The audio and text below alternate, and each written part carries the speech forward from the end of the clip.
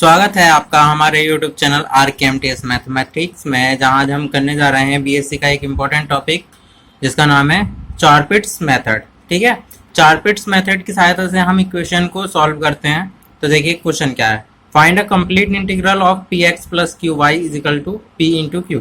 ठीक है, तो इसे हमें सॉल्व करना है। तो सॉल्यूशन पे आते हैं। देखिए हेयर ये जो इक्वेशन है वो f of x, y, z, p, q के फॉर्म की है। ठीक है, वो हमने इस प्रकार लिख ली। ठीक है, इस p q को इधर लिया है माइनस में, इक्वेशन 1 मान लिया।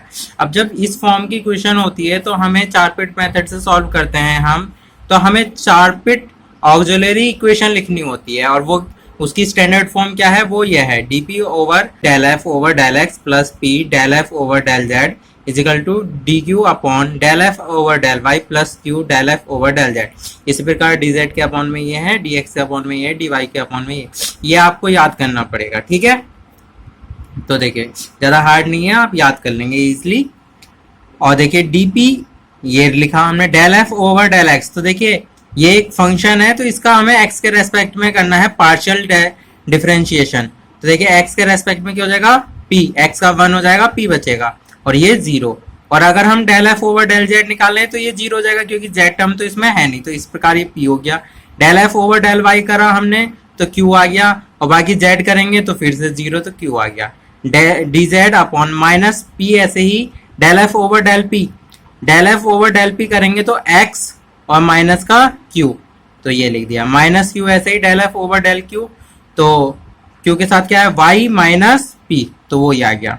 D x upon minus del F over del p, p के रेस्पेक्ट में करेंगे तो यहाँ लिख दिया। फिर डी वाई ओवर q के रेस्पेक्ट में कर दीजिए इसका पार्शियल डिफरेंशिएशन, तो वो यहाँ लिख दिया। ठीक है, अब देखिए हमने ये दो इक्वेशंस ले ली ना और उसका कर दिया इंटीग्रेशन। ठीक है, तो क्या हो जाएगा 1 अपॉन पी का लॉग p, 1 अपॉन क्यू का लॉग q, और कांस्टेंट भी हम इसी रूप का जोड़ देंगे इसमें, लॉग a। ठीक है, log q plus log a हो जाएगा लॉग a q। अब log से log कैंसिल आउट, क्या हो जाएगा p बराबर aq। ठीक है, अब p बराबर aq जो है हम इक्वेशन 1 में पुट कर देंगे, तो इक्वेशन 1 में पुट करेंगे p बराबर aq, तो ये हो जाएगा aqx plus qy minus aq square. ठीक है, वो ये हो गया, q कॉमन ले लिया, अब क्या तो q 0 होगा या फिर ये टर्म 0 होगा, तो यहाँ से q की वैल्यू आ गई ये y plus ax upon a। अब q की वैल्यू आ गई तो p की वैल्यू निकाल लीजिए यहाँ पे पुट करके, तो y प्लस ax हो जाएगा। ठीक है, अब हम इसे नहीं ले रहे हैं, ये दो वैल्यू लेंगे क्योंकि 0 हो जाएगा तो फिर क्या ही लेना है ना। तो putting the value of p and q, अब जब चारपिट्स मेथड में ऑक्सिलरी इक्वेशन मानते हैं और उसके बाद जब हमारे पास p और q की वैल्यू आ जाती है तो dz बराबर p dx plus q dy में हम पुट कर देते हैं p और q की वैल्यू। तो देखिए यहाँ पे p की वैल्यू पुट कर दी और q की वैल्यू पुट कर दी। ठीक है, इन दोनों में से हमने कॉमन ले लिया y प्लस ax।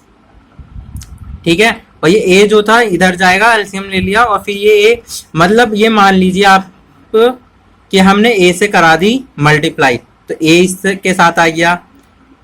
अब ये देखिए यहाँ से कट जाएगा, a इससे मल्टीप्लाई कराएंगे तो और फिर यहाँ पे a आ जाएगा dx के साथ में, तो a dx ये लिख दिया और dy ये, और ये हमने कॉमन ले लिया। ठीक है, इंटीग्रेशन करेंगे तो a dz का हो जाएगा az बराबर, देखिए ये y प्लस ax है और यहाँ पे dy प्लस a dx है, तो इसका इंटीग्रेशन हो गया हाफ y प्लस ax का होल स्क्वायर।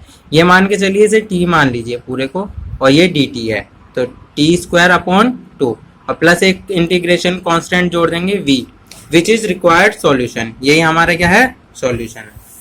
आशा करते हैं आपको वीडियो समझ आई है, पसंद आई है। अगर वीडियो समझ आई है, पसंद आई है तो वीडियो को लाइक कीजिए, शेयर कीजिए और हमारे चैनल को सब्सक्राइब कीजिए और हमारे चैनल पर बने रहिए। धन्यवाद।